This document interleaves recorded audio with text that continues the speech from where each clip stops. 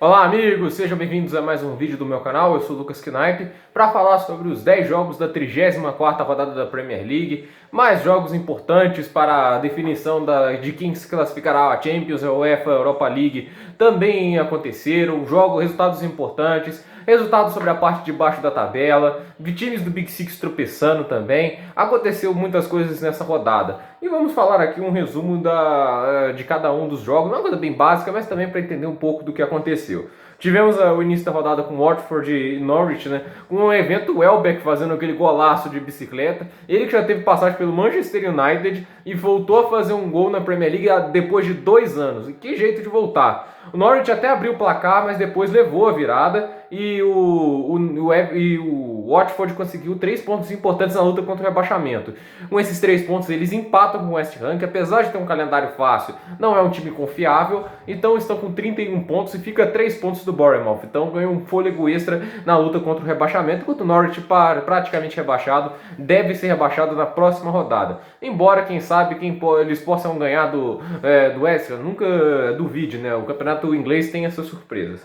Tivemos Crystal Palace e Chelsea, um jogo bem estranho. O Chelsea começou muito melhor e marcaram logo 2 gols de cara. Teve um gol que as pessoas podem criticar a falta de fair play, porque o Gary Cahill, que é zagueiro do Chelsea, acabou se lesionando ali. Não sei se tem a gravidade da lesão, mas o Willian continuou correndo, ele não percebeu o Cahill caído, e ele deu o passe e o Giroud marcou o gol. Algumas pessoas podem falar de falta de fair play, eu não acho que foi o caso. O Chelsea teimou com perigo. É uma produção ofensiva que supera a temporada passada. Para você ter uma ideia, alcançaram 63 gols nessa temporada, faltando 4 jogos, é o mesmo número de gols que tinham ano passado, ainda tendo o Eden Hazard, que adicionava 15 gols e 15 assistências. Então, o Chelsea, sem uma peça central, foi capaz de elevar muito a produção do ataque. Mas, por outro lado, a defesa é muito frágil. O Christensen fez uma partida terrível. Ele não é um grande jogador, às vezes apresenta boas partidas. Eu elogiei ele contra o Manchester City, mas a gente vê que ele é muito limitado. O Zuma fez uma excelente partida dentro das limitações do Chelsea, conseguiu fazer um corte maravilhoso no final do jogo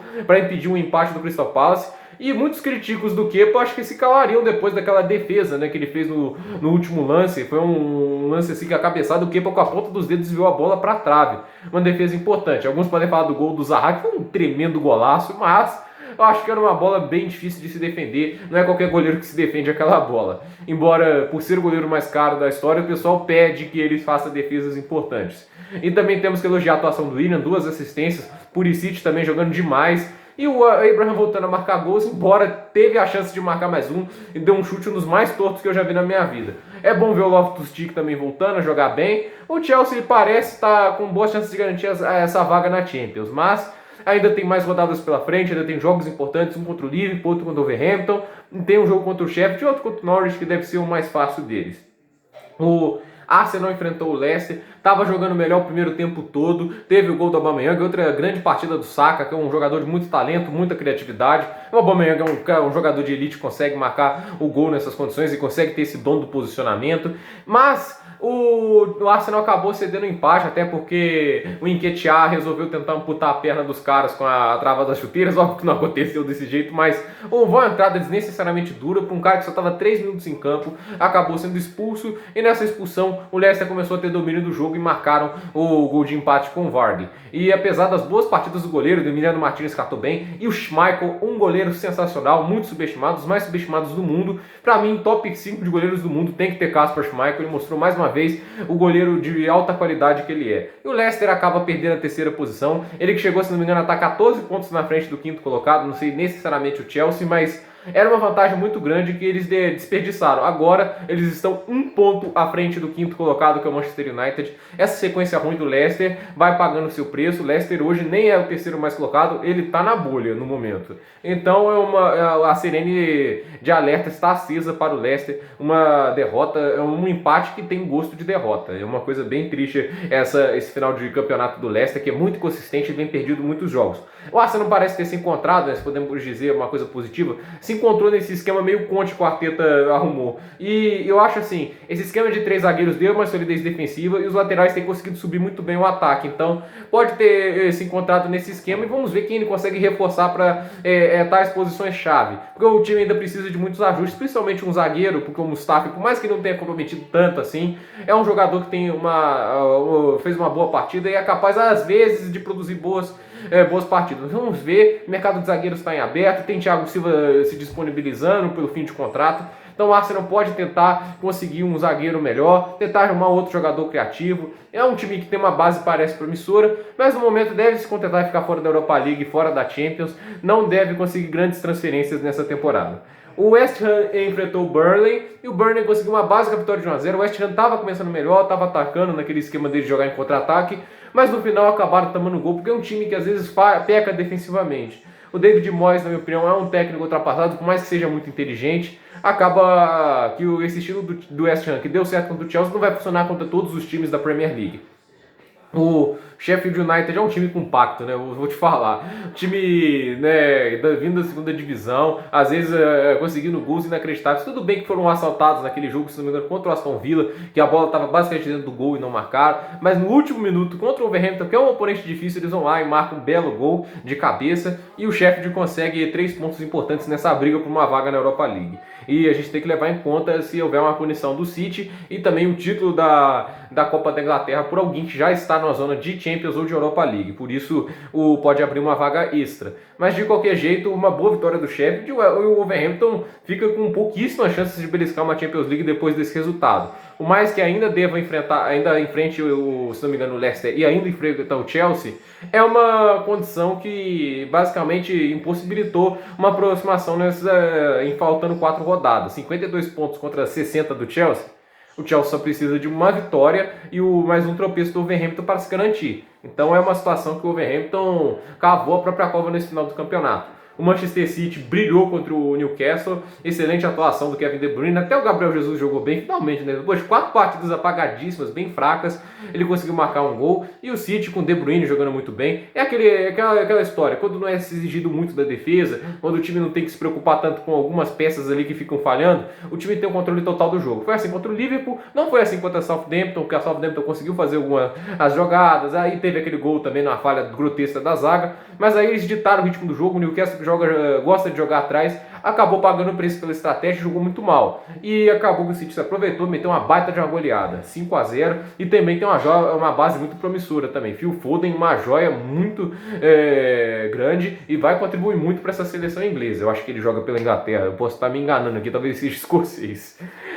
Também temos o jogo de Brighton e Liverpool, um jogo assim que o resultado não traduziu o que foi feito em campo. O Brighton criou muito, é um dos times que eu mais gosto nessa Premier League, por ser um time pequeno, por ter um elenco limitado e propor o jogo. O Brighton não se contenta em ficar na defesa, como muitos times, como muitos técnicos como o Roy Hodgson ou o técnico do Newcastle iriam fazer, um time que tem as limitações dele. Não, o Brighton tenta propor o jogo, é um time extremamente organizado, extremamente coletivo e conseguiu fazer um excelente jogo apesar da derrota. Conseguiu fazer gols, criou chances, mas a limitação do elenco às vezes pesa. O Brighton teve as chances para empatar e não conseguiu. E no talento individual e também na organização do time de Jürgen Klopp, Mohamed Salah brilhou, 2 gols, uma assistência. Tudo bem que eu acho que aquela assistência para o Henderson foi um pouco de acidente, mas 3 a 1, caminhando para tentar bater o recorde de pontos o Liverpool, apesar dessa derrota do Southampton para o Manchester City ter complicado um pouco na briga desse recorde, o Liverpool ainda tem chances de conseguir o recorde de pontos histórico da Premier League. Essa vitória contra o Brighton dá um impulso para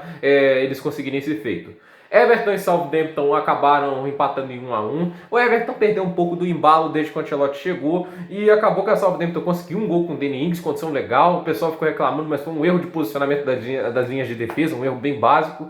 E também teve o golaço do Richarlison, um belo gol, um toque de craque ali de cobertura para cobrir o goleiro do Southampton. Mas o Everton não consegue às vezes criar tanto, parece que ele perdeu um pouco daquele ritmo frenético que eles conseguiam, contra-ataque bem organizado, tem os jogadores certos, mas é um time que precisa de alguns reforços. Se o Felipe Coutinho vier por empréstimo, será uma grande aquisição para dar criatividade, para chutar de fora da área. O Everton está precisando um pouco disso ainda, não é um time completo e agora está pecando um pouco assim por não variar um pouco nas táticas. O Ancelotti tem mantido um pouco naquela tática ali de aproveitar contra-ataques, a velocidade, e os times já estão meio que pegando na tática. E muito depois daquele 4 a 0 que o Chelsea meteu, as pessoas conseguem ver algo que o Lampard fez para tentar se aproveitar. Porque com 4-0 que o Liverpool que o Everton quase não fez nada, é uma coisa que os times vão olhar com atenção. Então, o Everton tem que variar um pouco também essa tática, que não pode jogar só de uma vez. Ainda mais o técnico do brilhantismo de Carlo Ancelotti. Eu acho que tá faltando variar um pouco isso. Por isso que eu acho que o Everton não está conseguindo manter o nível, porque eu sei que o Ancelotti pode arrumar soluções e o Everton tem potencial. Para essa temporada já está meio perdido o Europa League ou Champions.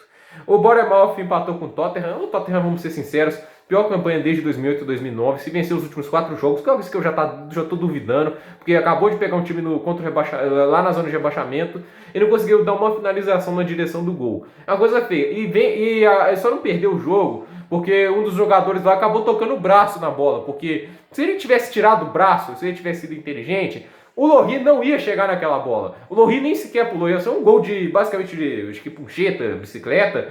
E seria um vexame perder para um time do rebaixamento. Já é um vexame ficar no 0-0.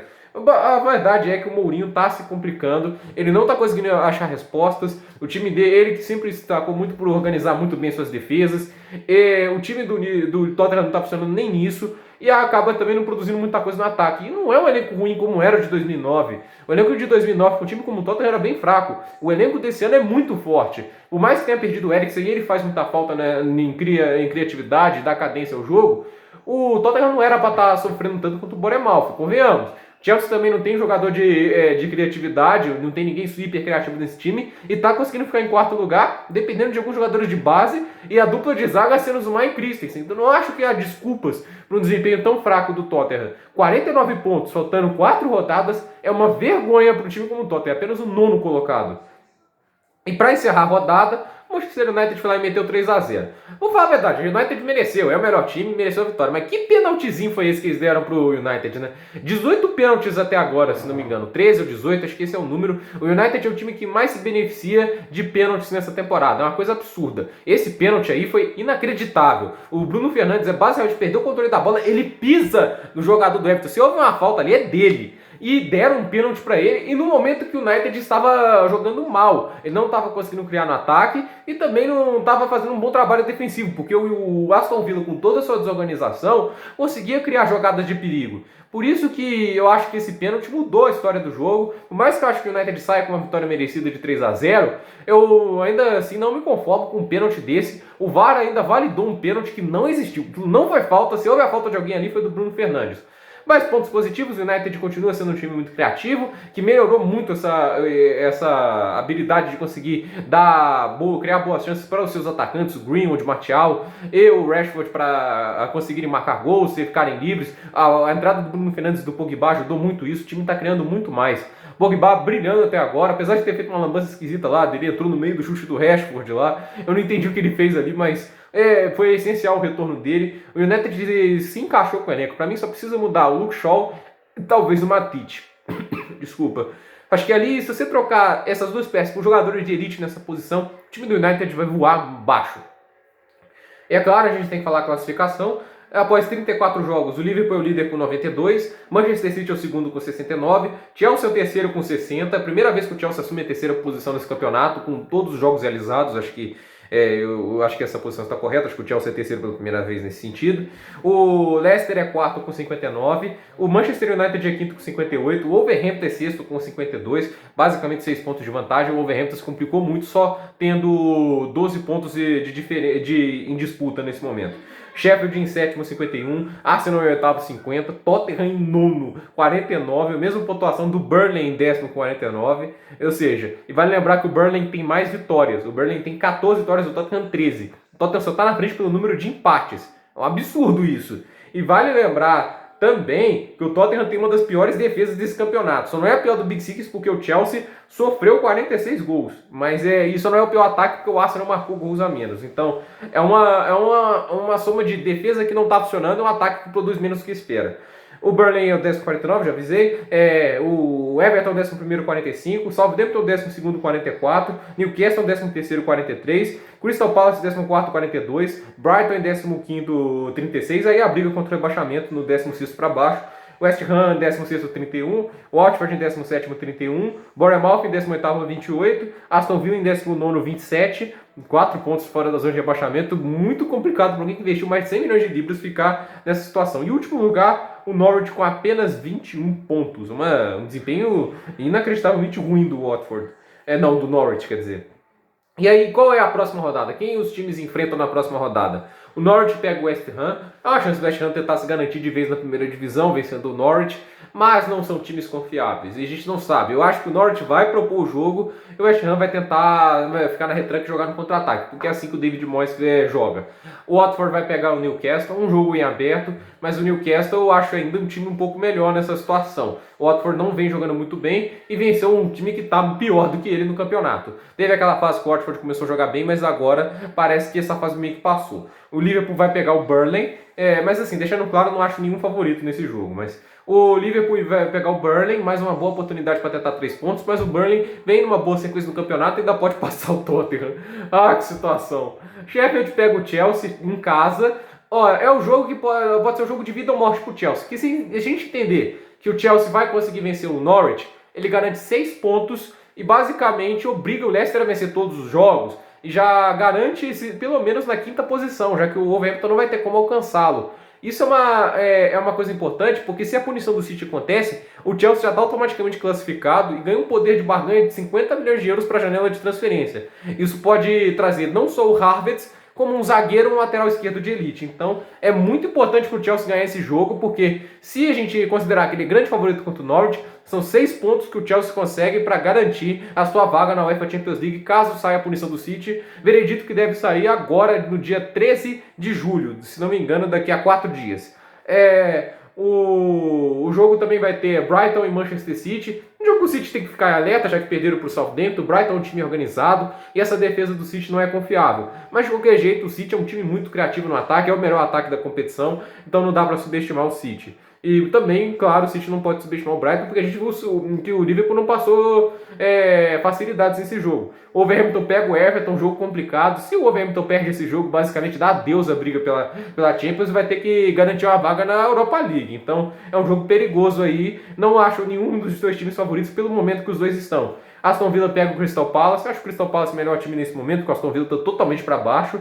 Tottenham pega o Arsenal. Arsenal favorito para mim, porque está se encaixando nesse sistema de 3 zagueiros e colocar os laterais como meias.